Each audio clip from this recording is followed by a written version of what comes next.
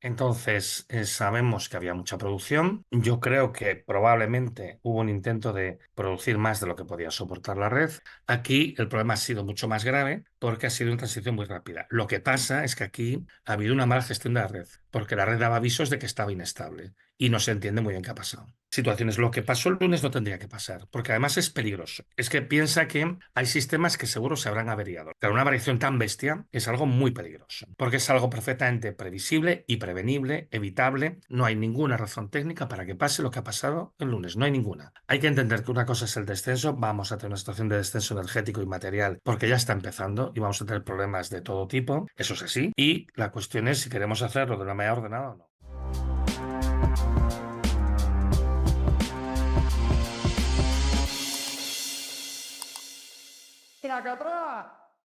Antonio Turiel, ahora sí, muchísimas gracias. Sé que estás con una agenda, por suerte, también lo digo yo, es tu momento, tanto tiempo contándonos cosas que están pasando ahora. ¿Qué tal? ¿Cómo estás, Antonio? Agotado y un poco afónico.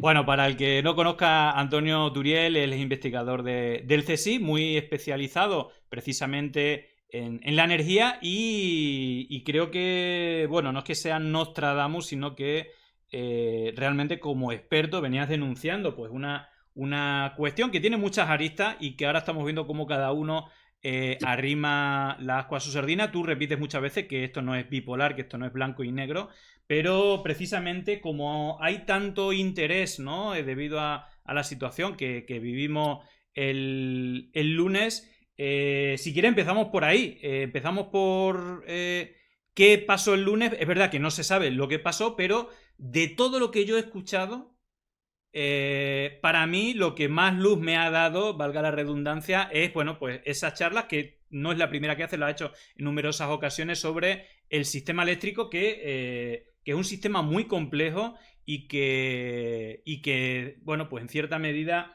explicaría, ¿no?, la vulnerabilidad que tiene si no se ponen las medidas para prevenirlo. Y claro, ahí está el choque entre los intereses de las empresas privadas y el interés. Si quieres, empezamos por la pregunta que a día de hoy, ¿qué podemos saber de lo que ocurrió el lunes? Si no como certeza, como hipótesis dentro de los problemas en el sistema eléctrico que tú vienes denunciando desde hace tiempo.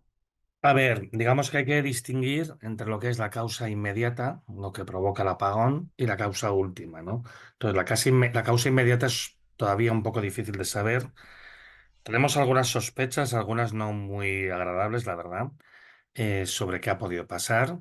Sabemos que había un exceso de producción, eso, porque la ventaja que tenemos es que tenemos los datos de las telemetrías, es decir, de los sensores que están midiendo el estado de la red continuamente. Los tenemos porque por una cuestión de transparencia, Red Eléctrica tiene que publicar algunos de ellos, pero además porque hay un ente superregulador que se llama ENSOE, que es el superregulador de todas las redes eléctricas de Europa, y parte de la información la estamos sacando de allí, ¿vale?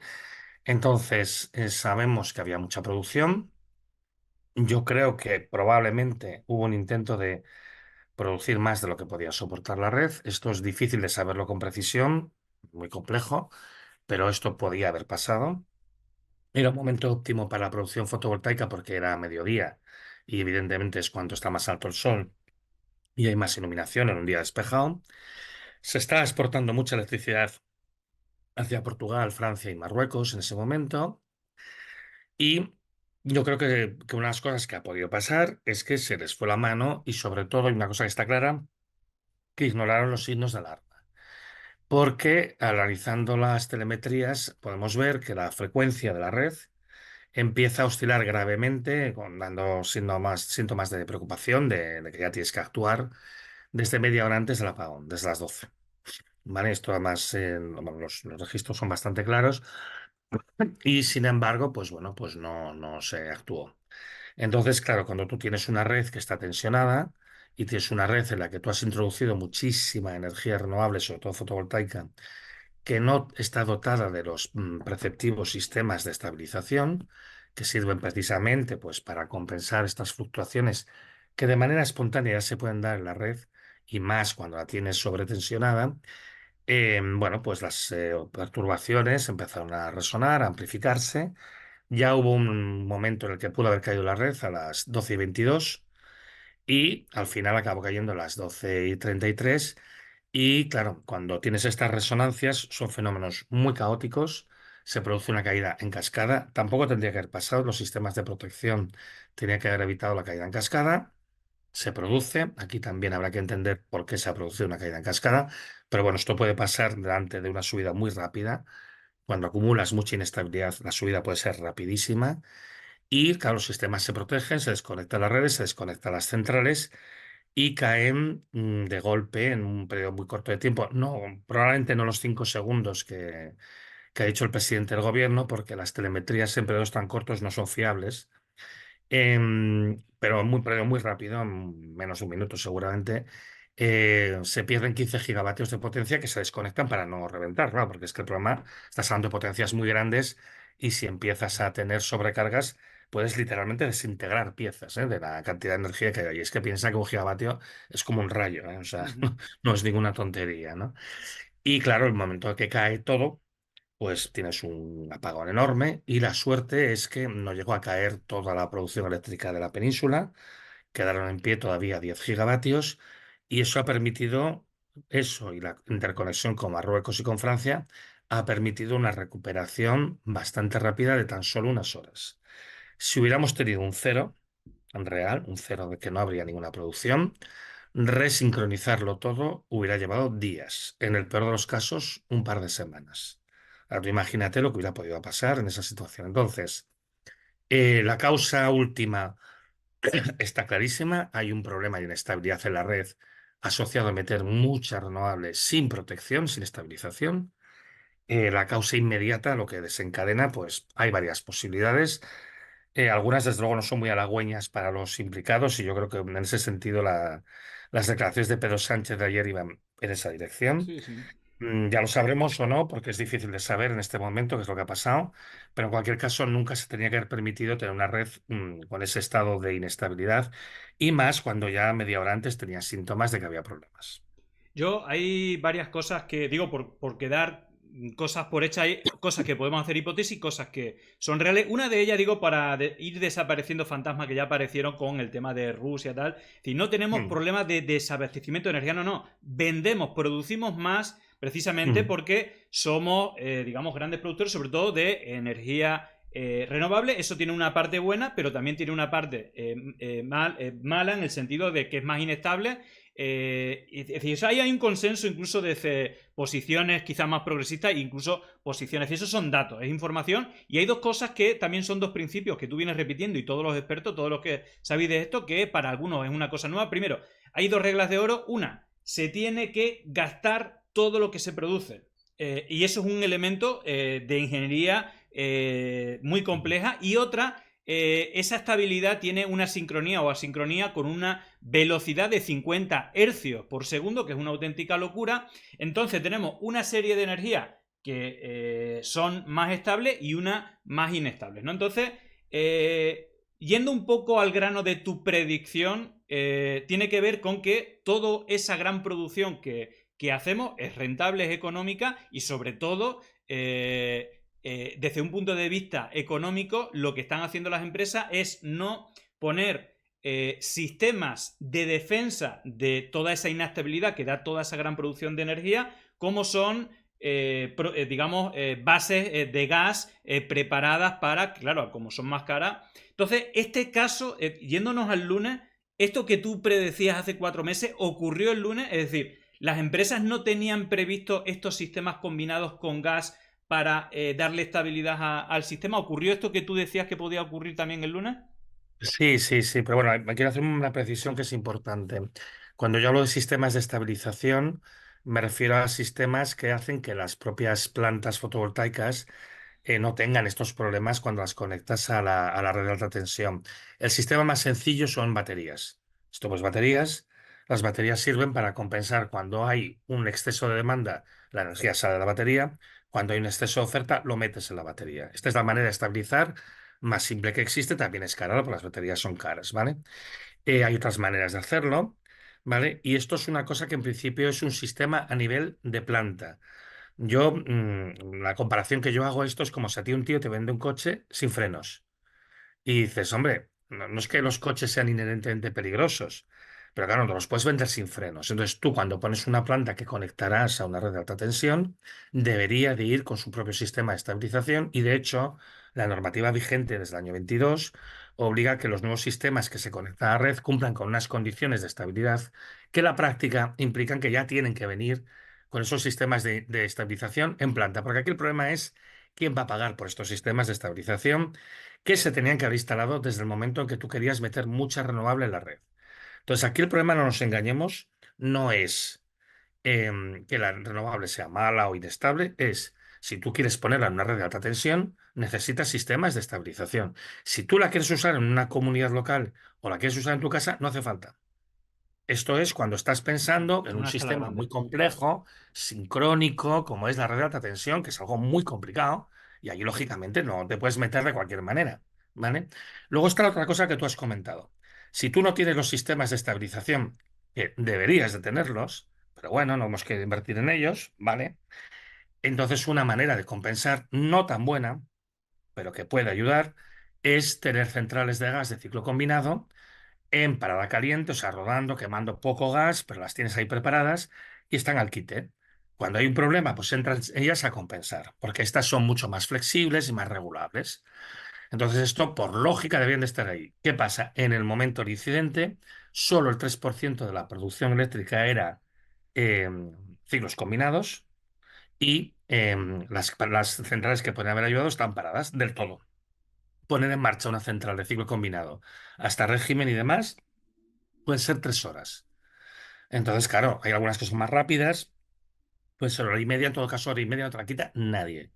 Todo esto es absurdo, es decir, si tú vas a tener tantísima energía renovable produciéndose, si no has puesto la estabilización que deberías haberla puesto, pues bueno, pues por lo menos te las centrales de gas para ayudar, pero no, tampoco. Entonces, las dos tecnologías que permiten ayudar para compensar la inestabilidad son hidroeléctrica y gas. Hidroeléctrica se utilizó, pero no hubo bastante. Se podía haber utilizado más, también te digo, y el gas no estaba. Entonces, claro, no tiene los sistemas de estabilización porque no han querido invertir en todos estos años. No tienes a punto los sistemas de respaldo, que sería hidroeléctrica y gas, para ayudar si hace falta, sobre todo el gas, pero tienes parado. Pues entonces, cuando hay un problema, pues te lo comes con patatas, que es lo que ha pasado. Claro. Hay un debate, si te das Esto, por cuenta. cierto, Sí. sí, que te digo que esto, por cierto, es lo que yo ya venía diciendo desde el año pasado, porque el año pasado tuvimos 5 incidentes en los que se tuvo que desconectar toda la producción, todo el consumo eléctrico de toda la industria de España para compensar un desfase entre oferta y demanda. Aquí hay que decir que el problema ha sido más grave porque ha sido un fenómeno mucho más rápido, porque allí normalmente estamos hablando de una transición de una hora, una cosa así. Aquí el problema ha sido mucho más grave porque ha sido una transición muy rápida. Lo que pasa es que aquí ha habido una mala gestión de la red, porque la red daba avisos de que estaba inestable y no se entiende muy bien qué ha pasado. Te decía que en el ámbito político me imagino que estás siguiendo un poco cómo se están lanzando cuchillos. Antes de preguntarte por la responsabilidad del gobierno, de las eléctricas, etcétera, en lo político se ha usado un poco, pues cada uno arrimando las cuas a su sardina o aprovechando el momento. Yo te pregunto tu criterio porque creo que es muy, muy ajustado a la realidad. Desde la derecha, ¿no? Hemos escuchado a Ayuso, a Bascal decir que wow, esto pasa por no invertir en las nucleares, en la Agenda 2030, todo esto. Y también hemos escuchado a Pedro Sánchez culpar a las nucleares, dando algún dato, pero yo creo que aludiendo a lo que tú decías de no es las cosas ni blanco ni negro. Bueno, No, si nos quieres plantear un poco esta dicotomía entre las centrales nucleares pros y contras para no solamente para que vuelva a darle estabilidad al sistema o el peligro que puede tener en estos equilibrios, en la recuperación, en los apagones, ¿cuáles son los pros y los contras de cada uno de estos dos tipos de energía? de hecho, la posición de Pedro Sánchez es más ajustada a la realidad. Ajá. Cuando cae la renovable, cae la nuclear también. La nuclear no es flexible. Las centrales nucleares, al menos las que tenemos en España, tienen una posibilidad de variación de régimen muy estrecha. La nuclear es una tecnología ideal para dar el poder de carga de base, lo que se llama el baseline, ¿vale? Es decir, tú sabes que siempre vas a consumir, por decir algo, 10 gigavatios. Pues eso te da nuclear y siempre lo tienes ahí porque tanto de día como de noche lo tienes. Entonces ya solo tienes que poner lo que varíe encima de esto, ¿vale? Pero la nuclear responde muy mal a fenómenos como el de ayer, o como el de ayer, como el del lunes. Entonces, de hecho, la nuclear no es capaz de responder a estas variaciones y la nuclear se desconecta también. Entonces, primera cosa, no es verdad. La nuclear no sirve para cubrir este problema, no sirve en absoluto. Y de hecho, se desconectó y aún ahora está en mínimos. Creo que hace unas horas cuando lo vi, o sea, ayer no produjo nada. Estaban las centrales en parada, porque hubo una parada de emergencia, que por cierto, esto es peligroso porque puede causar averías en las propias centrales. Se adapta muy mal a este tipo de situaciones. Lo que pasó el lunes no tendría que pasar, porque además es peligroso. Es que piensa que hay sistemas que seguro se habrán averiado. No digo las centrales nucleares, en general. Ujú. Imagínate que se avería algo encima en una central nuclear. Claro. Pero una variación tan bestia es algo muy peligroso, ¿vale? En cualquier caso, ayer no produjeron nada y hoy, la última vez que lo miré hace unas horas, estaban produciendo 400 megavatios, que están muy por debajo del potencial que tienen. Es verdad que los últimos días solo había dos centrales nucleares funcionando, pero eso serían 2 gigavatios, o sea, 2000 megavatios, y ahora teníamos solo 400 aún. O sea que, bueno, esto está como un poco al ralentí y hay que ver un poco qué es lo que ha pasado. La nuclear no da estabilidad, da potencia de base. Punto. Y quien dice cualquier otra cosa, pues se equivoca simplemente o pretende inducir una idea equivocada. Luego está el problema de que la nuclear no es una solución a largo plazo porque justamente lo que estamos observando es que de todas las materias primas no renovables, la que se está agotando más deprisa es el uranio. El uranio, la extracción de uranio ha caído un 23% desde el 2016. Y va a seguir cayendo, las previsiones son que caigan como otro 50% en los próximos 20 años. Entonces, claro, tampoco podemos apostar a una energía que nos va a abandonar pronto y que, por cierto, en el contexto mundial es minoritaria. En el contexto mundial es menos del 4% de la energía primaria consumida. Por tanto, en este debate de hoy no tiene ningún sentido meter la nuclear, al contrario, la nuclear responde mal y hay que tener cuidado con ella, hay que protegerla porque puede sufrir daños en situaciones como la de ayer, que por cierto, que, insisto, no deberían de darse, ¿eh? Porque hay una cosa que es muy importante decir del incidente del lunes. Esto no tenía que haber pasado. Esto es estúpido que haya pasado porque es algo perfectamente previsible y prevenible, evitable. No hay ninguna razón técnica para que pase lo que ha pasado el lunes, no hay ninguna. No ha habido un fenómeno extraordinario que lo justifique. Yo creo que al contrario, lo que ha habido es una cierta inconsciencia de forzar el sistema en una situación que el propio sistema te estaba avisando, esto va demasiado forzado, cualquier perturbación lo puede tirar todo. Y que de hecho fue lo que pasó. Bueno, yo te voy a preguntar, de hecho, quiero mezclar, no sé si tenemos 5 o 10 minutos, dinos tú, porque más o menos ese tiempo, ¿no? Sí, sí. Vale. Es que Es no. que tengo que ir a otro después. Sí, sí, sí. Bueno, yo te lo agradezco de corazón. Mira, voy a combinar, te voy a leer algunas preguntas bueno, las voy a dejar para el final porque tienen sus matices.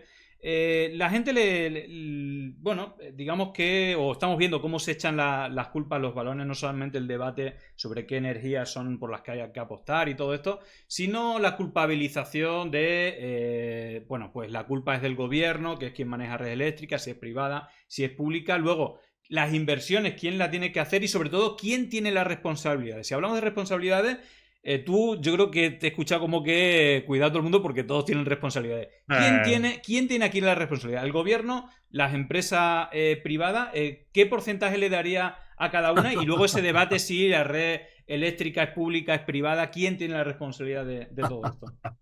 Mira, es muy difícil hacer esta repartición y además, evidentemente, todas las partes pueden argumentar con argumentos válidos que no es culpa de ellas. A mí ahí yo diferenciaría los argumentos legales de los éticos, ¿sabes? Entonces, a mí desde el punto de vista ético me parece incorrecto que las compañías eléctricas pongan en la red sistemas que saben que están sin protección. Me parece éticamente incorrecto, pero legalmente lo podían hacer hasta el año 22, que lo hicieron. Porque hoy siempre es un problema de ahorrar costes. Pero técnicamente sabían que esto no era muy buena idea, sobre todo cuando hubiera mucha generación renovable. Red Eléctrica seguramente tiene más responsabilidad, porque es el regulador y tiene potestad ejecutiva para decirle a los operadores, tú produces, tú no, por criterios técnicos, pero al mismo tiempo tiene mucha presión para no excluir. Piensa que últimamente un problema que se está dando en estos días es que como hay un exceso de producción fotovoltaica, porque no hay tanto consumo, entonces se están produciendo curtailments, que hay momentos en que la luz se desperdicia. Y claro, ¿qué pasa? La fotovoltaica tiene mucho interés en producir, aunque el precio del megavatio hora sea cero o negativo, porque mucha de la fotovoltaica tiene contratos con precio asegurado, que a ellos les van a pagar un precio, da igual cuál sea el precio del mercado. Entonces, si ellos suscribieron con el Estado un contrato de 40 euros el megavatio hora, por decir algo, aunque lo estén vendiendo al mercado cero, da igual, porque el gobierno les va a compensar la diferencia. Aunque lo vendieran a precio negativo, da igual, les iba a compensar la diferencia hasta los 40 que están garantizados. Entonces, claro, ellos tienen mucho interés en colocarlo. Y aquí corresponde a Red Eléctrica decir, no, esto no toca. ¿Por qué? No cabe, no hay suficiente, genera inestabilidad. Aquí hay criterios técnicos para decidir y le corresponde a Red Eléctrica decir esto no entra. En ese sentido, yo creo que la responsabilidad mayor está en el lado de Red Eléctrica Española. ¿Qué pasa con Red Eléctrica Española? Que ahora mismo es una empresa privada con una participación pública que no recuerdo el porcentaje, pero 20%. eso, me suena que es alrededor del 20%. Ese- Entonces, lo que sí que es verdad es que la presidenta ha sido nombrada por el gobierno socialista, por cierto, anterior, ¿no? Aquí, en cuanto a la responsabilidad del gobierno, bueno, ellos lógicamente le pasan la responsabilidad a la Red Eléctrica Española, ¿vale? Pero no se pueden desentender porque estamos hablando de un servicio que es crítico y que es fundamental. De hecho, yo creo que Pedro Sánchez lo que pretende ahora es cómo ha podido pasar esto. He confiado en vosotros, Claro. no lo habéis hecho bien. Pues ahora mismo vamos a intentar enderezar el rumbo. El gobierno tiene responsabilidad por haber confiado en gente que no es confiable. Para mí, el problema mayor es que Red Eléctrica seguramente debería ser pública y responder a Ya. criterios públicos. Y si a la gente no le gusta tener curtailments, señores, piensen cómo están definiendo su estrategia de producción y de consumo. Hay una cuestión que nadie te va a decir, y es que el consumo de electricidad desde el año 2008 en España, igual que la Unión Europea, sigue una recta, una tendencia descendente. A veces sube un poquito, el año pasado de hecho Sí. subió un 0,8%, pero en el conjunto de los años va cayendo. Desde el año 2008 ha caído un 14%, como para ganarse un 0,8% que subió el año pasado. Tú ves la curva y ves que oscila un poquito. Sí. La tendencia es decreciente, sobre todo por la desindustrialización y porque evidentemente las alternativas de electrificación no están funcionando y no se están implantando masivamente. Entonces, no tiene sentido seguir poniendo sistemas de producción eléctrica cuando realmente no hay demanda. Y aquí hay que pensar, bueno, pues si vas a hacer sustituciones tecnológicas, pues hazlas. Pero claro, necesitas tener algo que sea fiable, que no es el caso ahora mismo. Claro. ¿Quién tiene que pagar por los sistemas de estabilización? Ahí está el problema mayor. Con la ley en la mano, el requerimiento que pone Red Eléctrica es sobre las condiciones de estabilidad de la planta que se conecta. Los requerimientos actuales son tan estrictos que en la práctica la planta debe tener sistemas de estabilización porque si no, no cumple criterios. Hasta el año 2022 eran menos estrictos porque ahí la estabilidad la daba la red los otros sistemas. Entonces, ahora que el desaguisado ya está hecho y que tienes situaciones en las que produces mucha energía renovable y puede haber problemas de inestabilidad, pues ahora, claro, las compañías dicen, yo legalmente no tengo obligación. Y aquí pues corresponde a una negociación entre las eléctricas, el gobierno y demás, para decir cómo se asumen los costes. De todas ya te digo que da por hecho que lo vamos a pagar tú y yo. Bueno, está claro, ahora está hablando, ¿no? A mí lo que se me ocurre es que primero, es decir, todo esto como que nos va a suponer un dinero cuando quien nos tendría que pagar por los daños producidos son estas empresas que ganan, es que están haciendo récord de De beneficio, beneficios. ¿no? Yo creo que ahí está un poco la responsabilidad del gobierno. Ya respondió una de las preguntas de Bitsan, con esto terminamos, te hago dos preguntas. Hay una, yendo un poco más allá, casi has respondido a algunas de ellas. Pero aparte de quién es el responsable de poner los estabilizadores, que queda ahí en la nebulosa, pero que al final ya está diciendo que va a ser nosotros, pero hay una pregunta un poco más específica de Flink que dice, ¿cuál es el coste de un sistema de estabilización por batería? ¿Es viable o el coste es asumible y si existen en otros países? Tenemos experiencias de otros países y son horribles. A ver, en algunos países, por ejemplo en Australia, se ha instalado un sistema centralizado para la estabilidad, una gran facility de baterías y está dando un mogollón de problemas. Lo suyo es que estos sistemas se instalen planta a planta. Son muy caros. Son muy caros. Entonces, basarte en baterías es probablemente la opción más cara. ¿Es la mejor? Claro, La respuesta es muy buena. Es muy rápida. Y lo ideal. Son muy caros. Requieren mucho litio. El litio, pues, tiene el precio claro, que tiene y requiere otros materiales que también son escasos. Aparte, esto no es escalable porque antes de poder escalarlo a la magnitud, ya solo lo que necesita España, te vas a quedar sin litio. O sea, no podrías hacer eso. Hay otros sistemas. Hay algunos más rápidos, otros más lentos, algunos más baratos, otros más caros, cada uno de ellos con sus inconvenientes. Puedes poner volantes de inercia, puedes poner condensadores, puedes hacer mil truquitos, pero el problema es que hay que invertir en ello y en particular seguramente se puede hacer todavía desarrollo tecnológico sobre esto. A nadie le ha importado nada hacer esto en todos estos años y entonces los sistemas se conocen, se han utilizado y demás, cada uno, como te digo, con sus ventajas y sus inconvenientes. La norma general es cuanto más efectivo es, más caro. claro. Y el más efectivo de todo lo que son las baterías es carísimo, prohibitivo casi diría yo. Claro. Mira, te hago una pregunta un poco más. A corto plazo, yo creo que nos queda claro que sí o sí hay que exigir, ¿no?, más seguridad y más, digamos, objetivos de seguridad y de autonomía energética con cierta seguridad y no los intereses privativos, está claro. Pero casi a medio plazo, no sé, por aquí, por ejemplo, Javiero pregunta: ¿cómo ve el futuro del autoconsumo doméstico y los excedentes? O incluso, ¿no? Porque tú ya planteas y algunos de los debates que ya es sistémico el error por cómo se ha configurado todo, pero no sé si tú ves, es decir, a corto plazo tenemos el sistema que tenemos y tú estás dando como algunas soluciones, pero, por ejemplo, en un debate un poco más amplio, el tema del autoconsumo, o incluso el decrecimiento, ¿cómo ves tú el medio plazo, largo plazo de la especie humana en relación con la energía, ¿no? Es decir, ¿llegaremos a ese Mad Max? ¿O qué puntos intermedios ves tú que puedan ser viables? ¿O qué nos podemos encontrar si seguimos este sistema en el que actualmente estamos, ¿no? A ver, crecer no podemos seguir creciendo, entonces hay que apostar por el decrecimiento, es decir, aceptas que no puedes seguir creciendo e intentas hacerlo de manera ordenada. Hay que entender que una cosa es el descenso, vamos a tener una situación de descenso energético y material porque ya está empezando y vamos a tener problemas de todo tipo, ¿vale? Eso es así. Y la cuestión es si queremos hacerlo de una manera ordenada o no. Hacerlo de manera ordenada es el decrecimiento, es organizarlo para que no sea traumático, para mantener un nivel de vida como el actual.